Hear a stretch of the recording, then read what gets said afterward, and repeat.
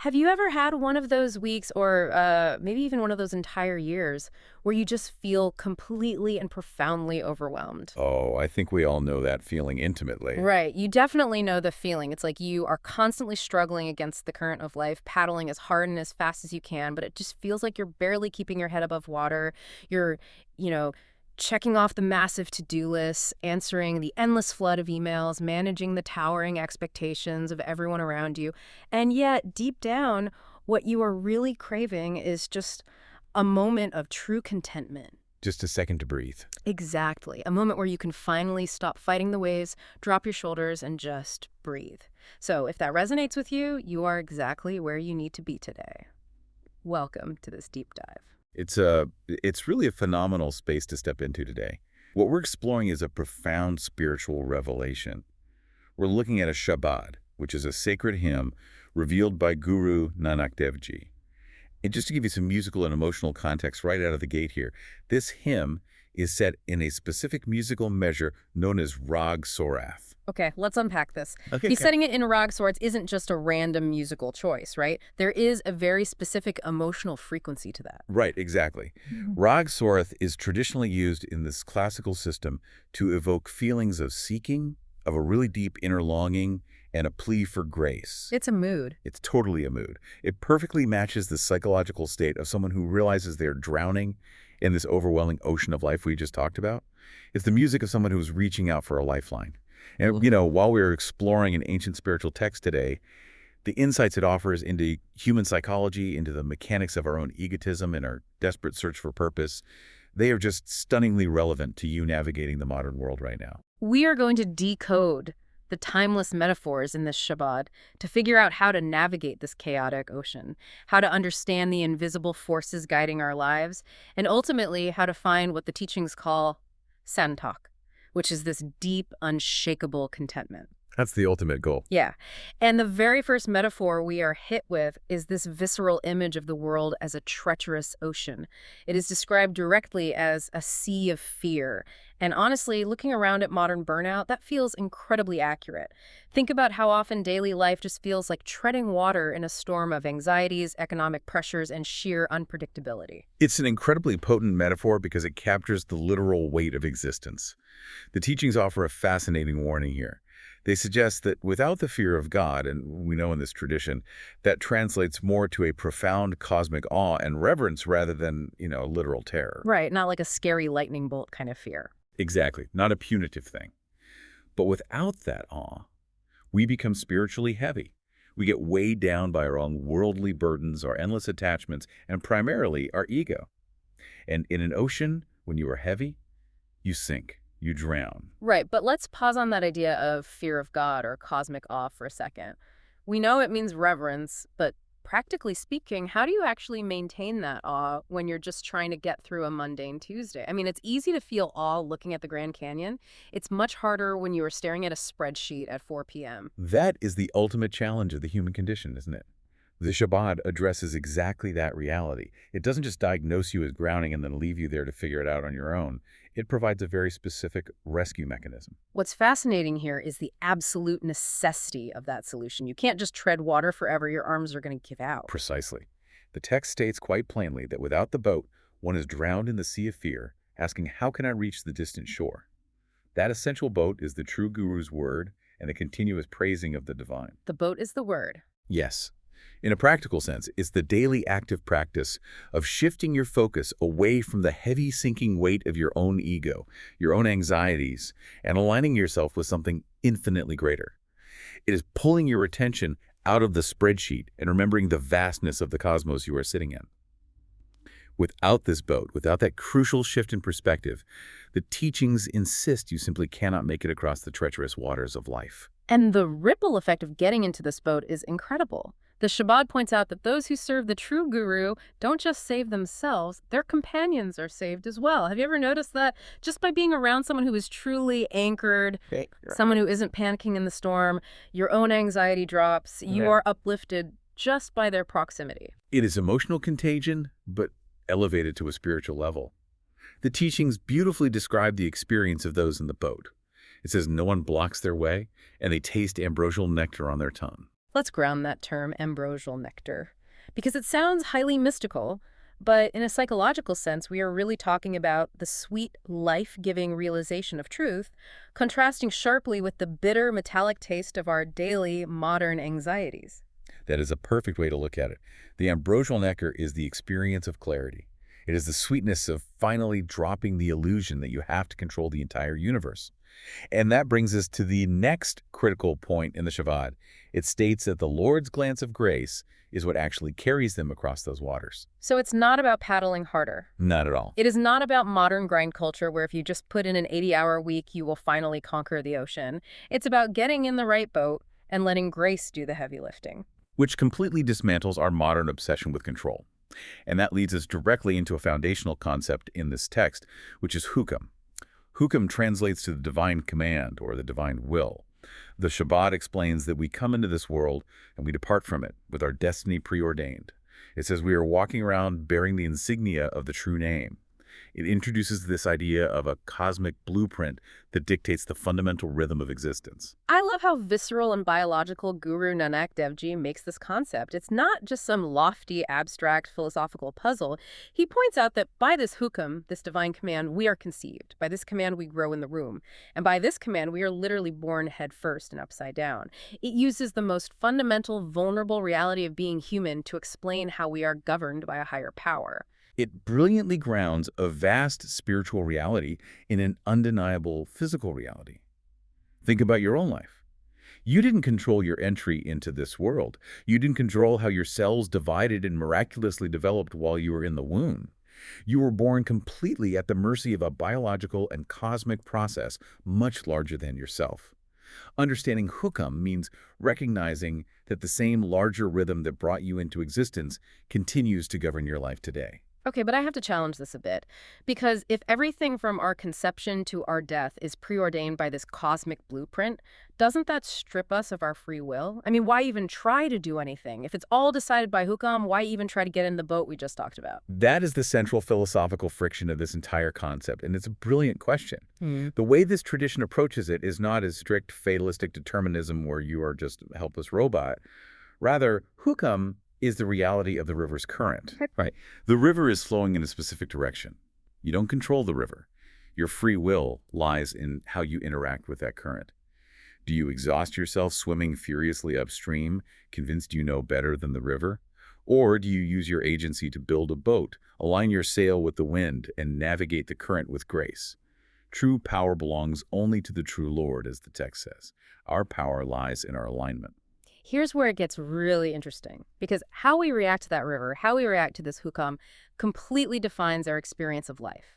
The Shabbat outlines two very distinct paths, basically two archetypes of living. On one side, you have the Gurmukh, and on the other, you have the Manmukh. The contrast between the two is striking and incredibly relevant. Let's start with the Gurmukh. The Gurmukh translates to the God-centered individual. This is the person who has consciously chosen to align their life with hukam. They have recognized the current and stopped fighting it. And what I find fascinating is that the Gurmukh isn't described as a hermit hiding on a mountaintop. According to the text, because the Gurmukh is in flow with the divine will, they actually resolve their earthly affairs properly. They are navigating the real world, the jobs, the families, the societal obligations successfully because they have realized the word of the Shabbat.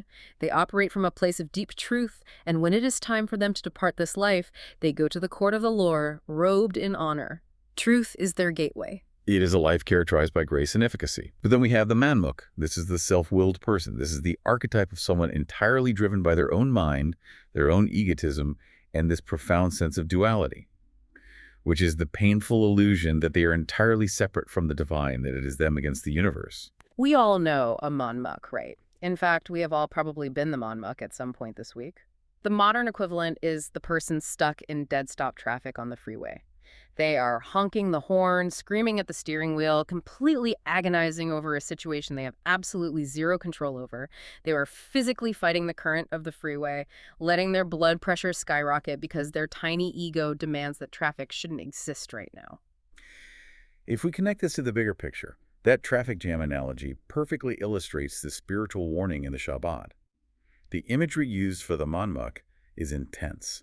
It says that because they resist the divine will, they suffer punishment. When it is their time to depart, they don't go gracefully. The text literally says they are bound and gagged and driven away. Bound and gagged, that is terrifying. It is. But it's crucial to understand that feeling bound and gagged isn't necessarily just a threat about a literal punishment in the afterlife. It perfectly describes the sheer, suffocating agony of resisting reality right now. Egotism and duality cause humans to wander endlessly. The teachings point out that by his command, one wanders in reincarnation. Deceived by sins and demerits, the self-willed person cries out in his suffering. When you insist that your tiny ego knows better than the cosmic blueprint, you suffer. You are dragged through life feeling trapped, complaining, and crying out in pain, all because you refuse to accept the hukam. You are dragged through life feeling trapped because you are fighting the current. That reframes so much of our daily friction. But we have to acknowledge that the teachings don't pretend this is an easy fix. The Shabbat openly acknowledges the difficulty of this path. It asks a very pragmatic question: how can we speak and hear the true name? We live in an unbelievably noisy world. You are constantly bombarded by distractions, the illusion of materialism, the relentless demands of the attention economy. It is incredibly hard to stay focused on that cosmic awe. It requires immense intentionality. The gravitational pull of worldly distraction is formidable. But again, the Shabbat offers a highly practical solution. How do you overcome this difficulty? You have to curate your environment. The text suggests joining the company of those who praise the divine. You cannot do this alone in a vacuum while consuming the same toxic media as everyone else. And to explain the effort required, there's this beautiful, ancient agrarian metaphor used here, churning the essence. I love the churning metaphor because churning takes serious, sustained physical work. You can't just stare at a bowl of milk and expect it to magically turn into butter. You have to actively engage. Exactly. You cannot acquire spiritual wisdom or deep peace by just passively existing or merely reading a quote on social media. You have to churn the milk diligently. In the ancient world, churning was a slow, repetitive physical labor. Today, the churning is mental and spiritual. It is the consistent effort of meditating, of reflecting on the true Guru's word, of repeatedly pulling your mind back from distraction. You are actively participating in your own spiritual awakening, and through that diligent churning, the text promises, you find joy. And the ultimate reward of all this effort of churning the essence, of getting in the boat, of aligning your will with the hukam is what the teachings call santok. By obtaining the name and realizing the command, you are blessed with truth, honor, and santok. This is that deep, unshakable satisfaction we talked about at the very beginning. Santok is a vital concept. It is a contentment that doesn't fluctuate based on external circumstances. It doesn't care if your inbox is at zero, or if you got the promotion, or if the stock market is up. It is an internal baseline state of being completely whole, united with the divine by grace. It is the profound difference between a temporary hit of dopamine because something went your way for 5 minutes, and a permanent foundation of peace because you understand your place in the universe. Which perfectly sets up the final verses of the Shabbat. And this contains one of the most vivid, poetic metaphors we have ever explored on a deep dive. I want you, listening right now, wherever you are, to really visualize this imagery. Guru Nanak Dev Ji asks us to imagine a total transformation. What if your very body became the paper? What if your mind became the ink pot and your tongue became the pen? It is a stunning, beautiful image. It is about transforming the self from a mere vessel of worldly anxieties and biological nags into a literal instrument of divine record. The whole purpose of this physical and mental transformation is to write and contemplate the glorious praises of the true Lord. Your body, your mind, your speech, the entirety of your existence dedicated to aligning with and expressing that ultimate truth. This raises an important question for all of us living in the information age. We take in so much data every single day. We listen to audio, we read articles, we scroll through endless opinions. But how do we actually internalize true wisdom? The Shabad concludes with a powerful summarizing statement. Blessed is that scribe, O Nanak, who writes the true name and enshrines it within his heart. It is telling us that true wisdom can never just be an intellectual exercise. It is not enough to just read the Shabbat or even just listen to us discuss today. It has to become a part of your very architecture. The ink from your mind has to use the pen of your tongue to write upon the paper of your body until that truth is permanently enshrined in your heart. So what does this all mean for you tomorrow morning? Let's bring all these incredible threads together. The world you are navigating right now with all its pressures is a heavy, treacherous ocean. And our own ego, our desperate insistence on controlling every outcome, is the lead weight that guarantees we will sink. But you don't have to drown. Recognizing and aligning with Hukam, the cosmic blueprint, the divine command through the true Guru's word, is the boat. And it is a boat so buoyant it saves not only you, but elevates the people around you. We are ultimately presented with a choice between two paths. We can continue living as a manmuk, self-willed and stubborn, fighting the current of the freeway of life and being dragged along, bound and gagged by our own endless resistance. Or we can choose the path of the Gurmukh, the God-centered individual who flows gracefully with reality, trading exhausting suffering for honor and discovering that true, unshakable contentment, Santok. It is a massive shift in perspective, moving from frantic resistance to joyful participation. But before we wrap up, I want to leave you with a final provocative thought, something to really mull over as you go back to the emails, the errands, and the beautiful chaos of your daily life. We have talked a lot about the relief of letting go and finding Santok. But if true contentment means deeply accepting the divine will and stopping that frantic paddling, how does that change our modern obsession with ambition and hustle culture? Can you still be fiercely ambitious, building a career, launching a business, striving for excellence while still fundamentally being a gurmukh who surrenders to the flow? Or are the demands of modern ambition and the peace of Santok inherently at odds with one another? That is a brilliant tension to explore, finding where the active engagement of the physical world meets the total surrender of the spiritual world. Exactly. Think about what kind of story you are writing with the pen of your tongue and the paper of your body today. Are you writing a story of heavy, exhausting resistance? Or are you writing a story of grace, connection, and truth? Thank you so much for joining us on this deep dive into the profound and timeless teachings of Guru Nanak Dev Ji. Take care of yourself, and we will catch you next time.